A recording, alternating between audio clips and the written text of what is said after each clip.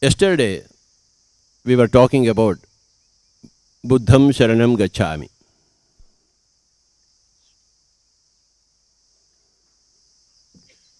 Instead of the word Buddham, we should introduce the word enlightenment.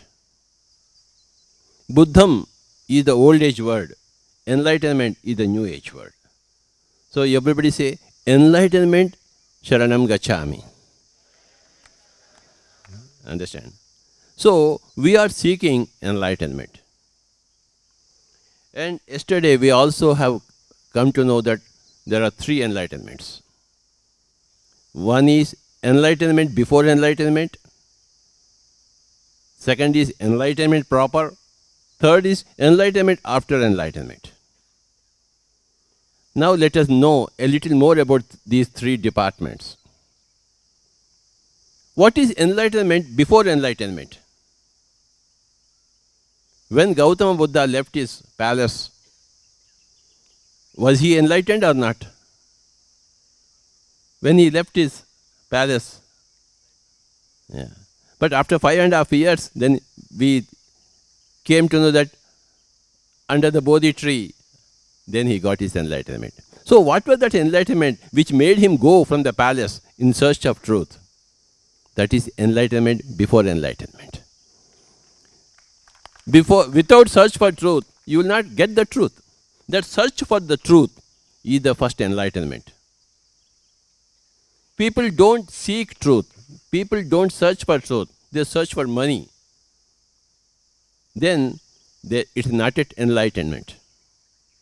So when you say, okay, now I go out, now I keep everything aside, and I want enlightenment. I want to know the truth. What so many rishis have got, why I should not get it?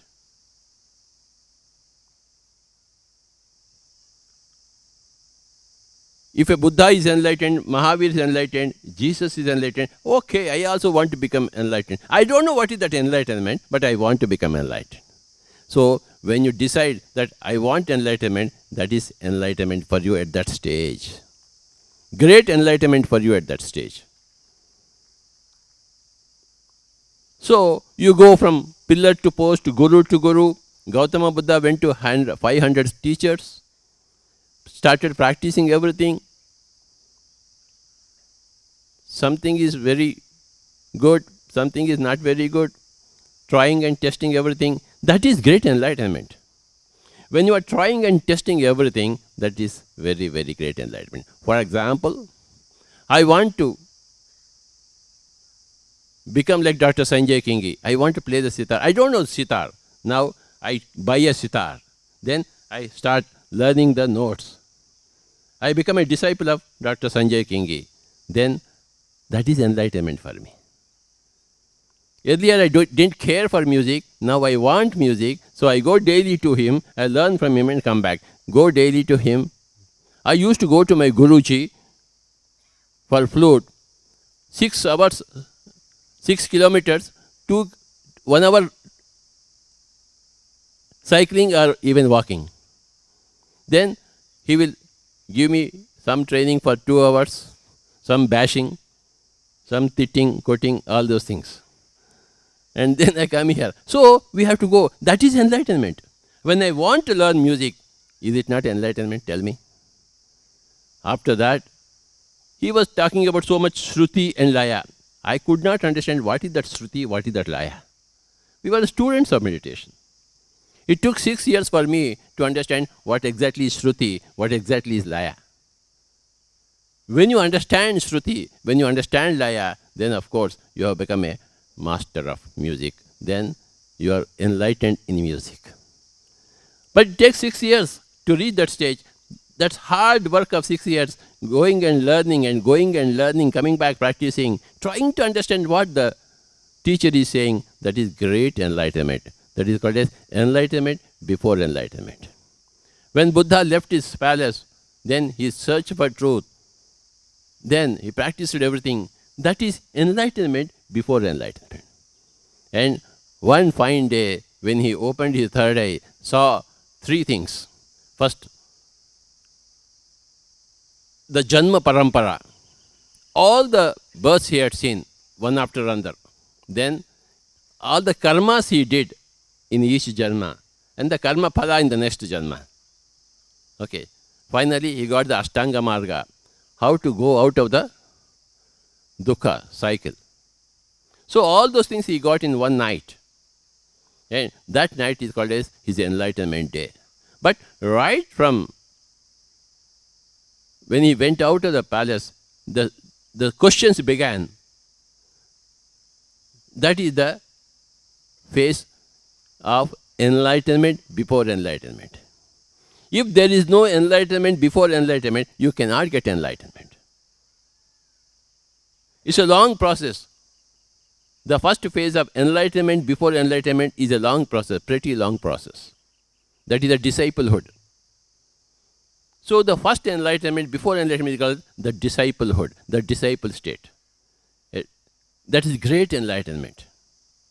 Then finally, suddenly you understand, you come out of the physical body and you see that you are not the physical body.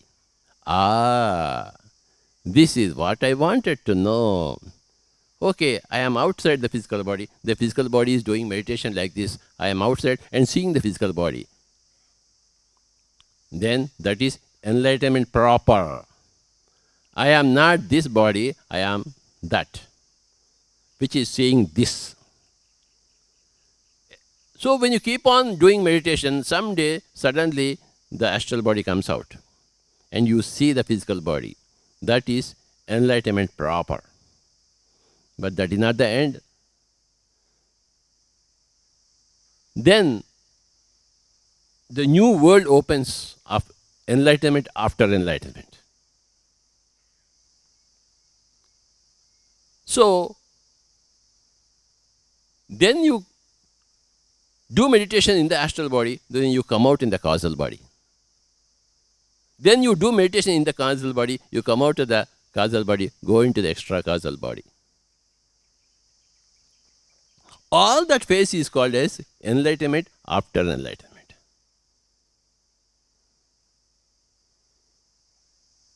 During all those travels, you will go to say various dimensions. The astral dimension, the causal dimension, so many dimensions are there, n number of dimensions. Then you come into contact with all the masters who are similar to you, who have also become enlightened, who have also had enlightenment before enlightenment, who are also seeking enlightenment after enlightenment. You meet all those people. You see all those things. Then you become a teacher. You become a disciple first, then you become a master, then you become a researcher, then you become a teacher. Disciple is enlightenment before enlightenment, master is enlightenment proper, then researcher is enlightenment after enlightenment, and teacher is enlightenment after enlightenment.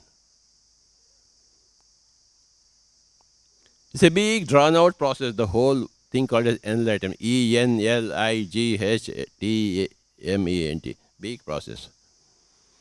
When you first decide to start meditation, start listening to other masters, then your first phase of enlightenment began. If you didn't care for it, then you are living, of course, properly, of course, but still the first phase of enlightenment did not begin.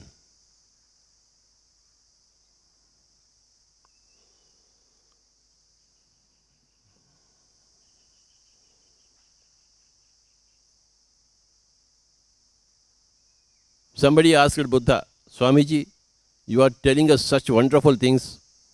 We have learnt everything from you. Then Buddha said, if I did not speak about everything, how can you learn everything from me?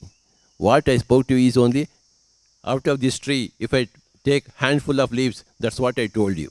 I didn't teach the whole tree. But for you, for your happiness, for your coming out of suffering, these few leaves are enough for you. The rest of the whole tree is there for you to do research. So that is enlightenment after enlightenment. Those few leaves that he has taken and given to the disciple, they are enough, they are sufficient, they are right for the enlightenment before enlightenment.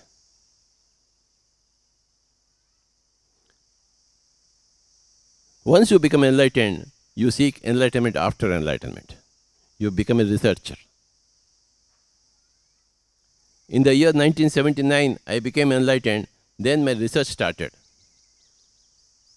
Then my enlightenment after enlightenment started, after 1979. Then my teaching started. Teaching is enlightenment after enlightenment.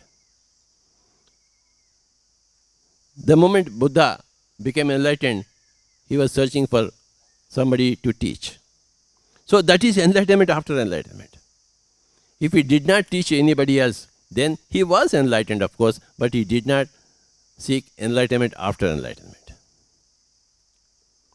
Remember these three phases. Disciplehood is enlightenment before enlightenment. Realization is enlightenment proper. Then researching and teaching after you have realized, that is enlightenment after enlightenment.